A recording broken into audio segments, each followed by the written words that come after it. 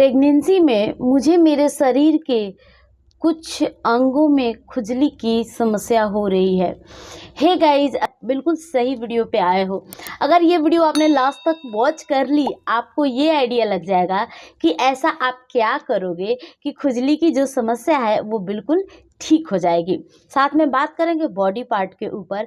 सबसे ज़्यादा मैं वीडियो के अंदर हाईलाइट करूँगी पेट के ऊपर खुजली होना और पैरों में भी इचिंग की समस्या से रिलेटेड। और भी बॉडी पार्ट्स को लेकर बातें की जाएंगी, लेकिन वो शॉर्ट टर्म के लिए होगी और ये लॉन्ग वे में मैं अपने और कुछ सब्सक्राइबर के एक्सपीरियंस को बताऊंगी और हमने इसे ठीक कैसे किया वो भी जान लेते हैं आज के आज।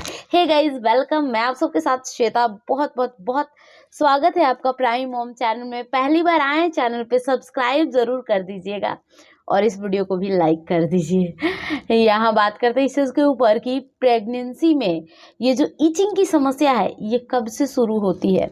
देखिए, जो डिफरेंट महिलाएं हैं वो अलग अलग चीज़ों को एक्सपीरियंस करती हैं, लेकिन सबसे ज़्यादा खुजली की समस्या कहा जाए पैर में तो वो 7वें महीने से ज़्यादा महिलाओं में ये सेम प्रॉब्लम आनी शुरू होती है। पैरों में स्वेलिंग भी होती है, पैरों में दर्द होती है, एड़ी वाले और पैर वाले हिस्से में खुजली भी होती है। ये सेम समस्या सबको हो रही होती है। सबको मतलब कि 70 to 80% महिलाओं को इचिंग की समस्या होती है, सभी को नहीं होती है। जैसे कि मैं हूँ, मुझे नहीं हुई थी, मेरी कुछ सब्सक्राइबर को हुई, किसी को नहीं भी हुई।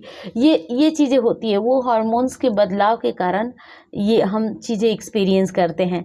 अब बात करते हैं पेट के ऊपर खुजली को लेकर। इतने ऐसे निशान पड़ जाते हैं, तो स्ट्रेच मार्क्स को लेकर बहुत सारी बातें कही जाती हैं, लेकिन कुछ क्लियर वे में मैं बताना चाहूँगी।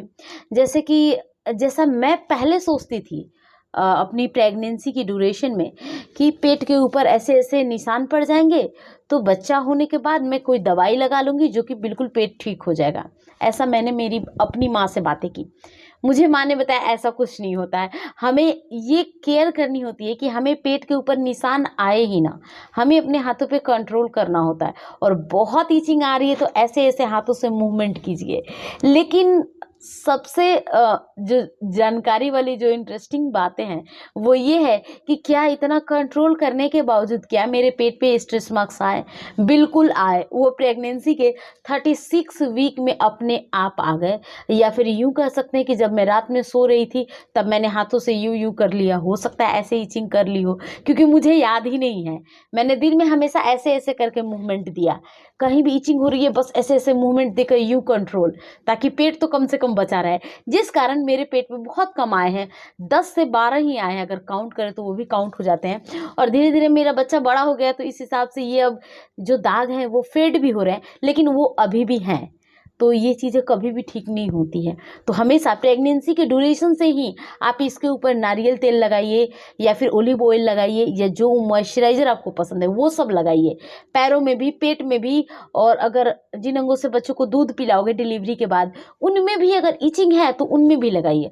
हर जगह लगाइए जहाँ जहाँ आप सर में भी इचिंग की समस्या। सर का कहने का मतलब है कि हेयर्स को लेकर मैं बात कर रही हूँ, कि बाल में भी किसी को इचिंग की समस्या होती है, हाथों में, पैरों में, नोज में, कहीं भी ऐसा लग रहा है, हर जगह मॉइस्चराइज़र लगाइए, तेल लगाइए, कुछ भी कीजिए और हाथों पे भी कंट्रोल कीजिए, तब जाकर ये प्रॉब्लम ठीक होगी। क्योंकि बहुत बार मैंने ये चीज़ें देखी, कुछ महिलाएं इतना ज़्यादा इचिंग करती हैं अपने पैरों में कि पैरों में रेड सा होना, दाने होना और उसमें से पानी निकलना, वो घाव जैसे होना। बहुत सारे इसके स्टेप्स होते हैं, इसलिए इससे अच्छा है कि थोड़ा सा कंट्रोल करके रखिए। और कंट्रोल करके रखोगे ना तो धीरे धीरे ये चीज़ें ठीक भी हो जाती है, क्योंकि हमारे दिमाग में नहीं आती है और हम सही डायरेक्शन में जा रहे होते हैं। मिलते कल की नई वीडियो में। और आप मुझे कमेंट करके बताइए कि कौन से मंथ में बॉडी के किस एरिया में इचिंग को महसूस कर रही है। मिलते कल की नई वीडियो में, तब तक के लिए बाय बाय।